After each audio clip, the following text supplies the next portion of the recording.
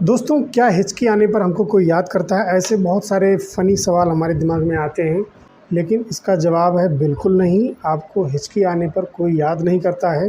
ये समस्या आपके डाइजेशन से या आपके साँस से संबंधित होती है।